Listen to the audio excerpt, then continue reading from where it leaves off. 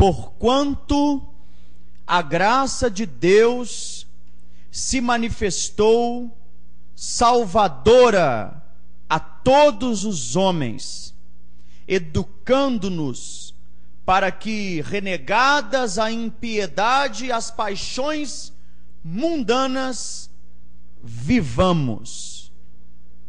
Porquanto a graça de Deus se manifestou salvadora a todos os homens, educando-nos para que, renegadas a impiedade e as paixões mundanas, vivamos. Assim como os fundamentos mal feitos podem ocasionar a destruição da construção, as doutrinas defeituosas podem trazer consequências devastadoras às doutrinas vitais. E a doutrina da graça de Deus é o principal fundamento da nossa soteriologia. Se erramos na compreensão da doutrina da graça de Deus, toda a nossa teologia ela é prejudicada. E para melhor compreensão dos irmãos, além de fazer a definição clássica de que a graça é um favor imerecido da parte de Deus para com pecadores impenitentes, eu quero utilizar da Confissão de Fé de Westminster e falar da definição proposta pelos puritanos de 1643. Segundo o seu eterno e imutável propósito, e segundo o santo conselho de sua vontade, antes que o mundo fosse criado, Deus escolheu em Cristo para a glória eterna os homens que são predestinados para a vida, para louvor de sua gloriosa graça. Olha a motivação do propósito eterno de Deus.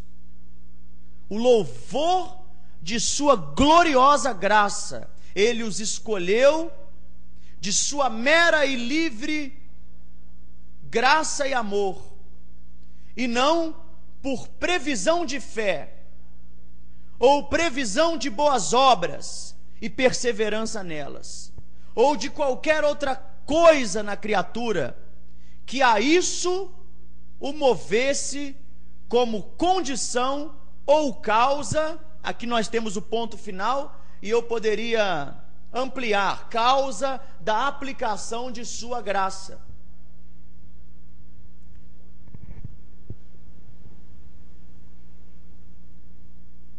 W. Pink,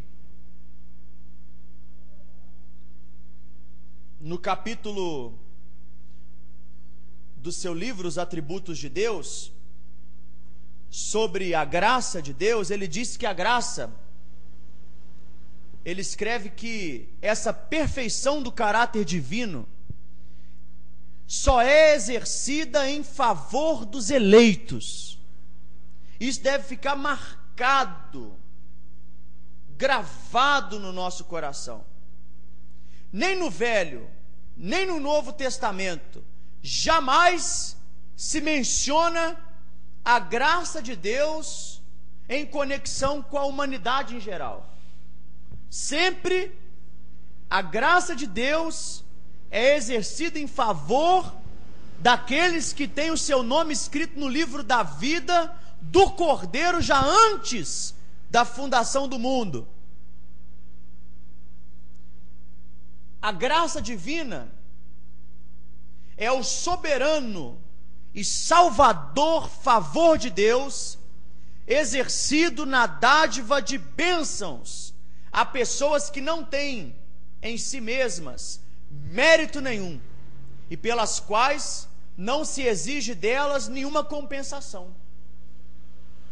Não apenas isso, é ainda mais.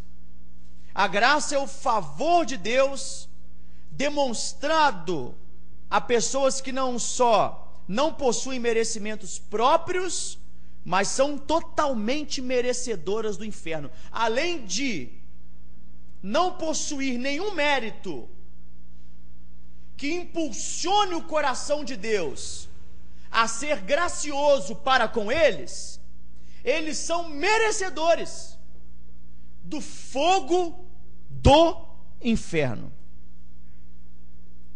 E por fim, Alexander Rod, no seu comentário sobre a Confissão de Fé de Westminster, a seção 3 a 5 do capítulo 3, sobre os decretos eternos de Deus, ele diz: havendo as sessões precedentes afirmado que o eterno, soberano, imutável, incondicional decreto de Deus determina todos os eventos de toda espécie que porventura aconteça, essas sessões procedem a afirmar, à guisa de especificação, as seguintes proposições. Primeiro, o decreto de Deus determina que da massa da humanidade caída,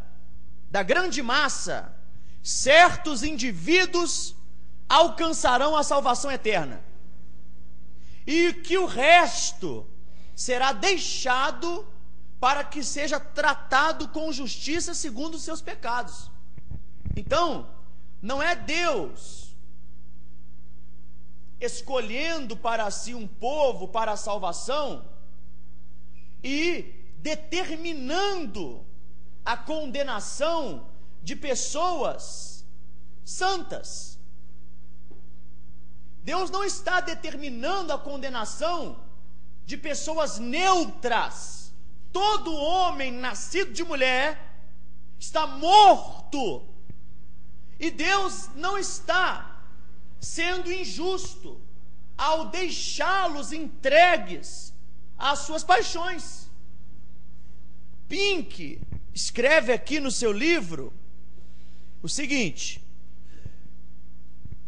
olha só, a partir da página 96, Pink fala sobre a graça de Deus, e ele diz o seguinte: se Deus mostrasse graça a todos os descendentes de Adão,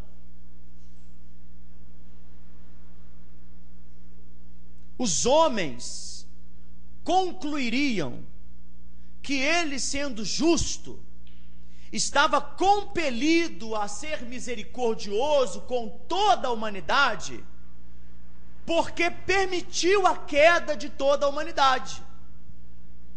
Mas o grande Deus não está sob nenhuma obrigação de manifestar a sua graça às suas criaturas. Ele não está sob nenhuma obrigação de dar satisfação de como ele manifesta a sua graça, principalmente porque todos são rebeldes contra ele. Se Deus é gracioso com todos os homens poderiam pensar: ele está sendo gracioso para conosco porque ele não fez nada e nos deixou cair, e não é mais do que a obrigação dele nos salvar a todos. Mas a graça de Deus, sendo imputada somente nos indivíduos eleitos, mostra que Deus não está se justificando ao ser gracioso, e mostra que ele é soberano para salvar quem ele quer, e não é obrigado a dar satisfação da maneira que ele determinou antes da fundação do mundo para salvar os seus eleitos. Isso aqui já é o básico para quem quer entender o que é graça de Deus. Não existe uma dicotomia entre a doutrina da predestinação e a doutrina da graça de Deus. Não existe uma dicotomia entre a doutrina da soberania de Deus e a doutrina da graça de Deus, porque a doutrina da graça de Deus é a expressão máxima de toda a soteriologia. E a soteriologia trata justamente da eleição, da predestinação e de outros temas. Outro ponto que Alexander Rod diz é que tal determinação ela é imutável. Com relação à salvação dos eleitos, com a relação à manifestação da sua graça, o conselho eterno de Deus é imutável. O Senhor não muda, diz a Escritura. Eu, o Senhor, não mudo. Por isso, ó filhos de Jacó, não sois consumidos. O propósito eterno de Deus não está condicionado à fé, nem às boas obras, nem à perseverança prevista, senão que em cada caso ele repousa na graça soberana e no amor pessoal, segundo o secreto conselho de sua vontade. Comentando a confissão de fé, a própria definição dos puritanos, Alexander Rod, ele fala que Deus manifestou a sua graça pela sua livre vontade soberana. Ele não viu ou previu em você fé, porque fé é um dom de Deus, efeito da aplicação da graça. Ele não previu em você boas obras, porque você não é salvo pelas obras, você é salvo para as boas obras. As boas obras são resultado da salvação, assim como a fé. Ele não manifestou a sua graça, ou manifestará a sua salvação, tendo como fundamento a sua perseverança. Se você perseverar, será salvo. A má interpretação desse texto, que é recheado também na Bíblia do que conhecemos como ironia, numa boa exegese você entende a ironia no texto de Jesus falando com os fariseus. A perseverança em santidade, a permanência na presença de Deus é um resultado da graça. Ela não é o que finalmente nos faz alcançar a graça. Outra coisa, o fim ou o motivo último em sua eleição é a manifestação de sua própria glória, o louvor de sua graça. Qual é a motivação da manifestação da graça? A salvação do homem? Não! A manifestação da graça no homem é para louvor da graça.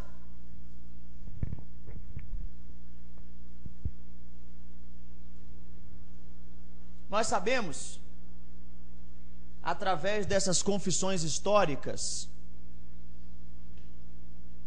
que em toda a história da igreja, desde Santo Agostinho, que começou a escrever livros sobre o tema graça de Deus, para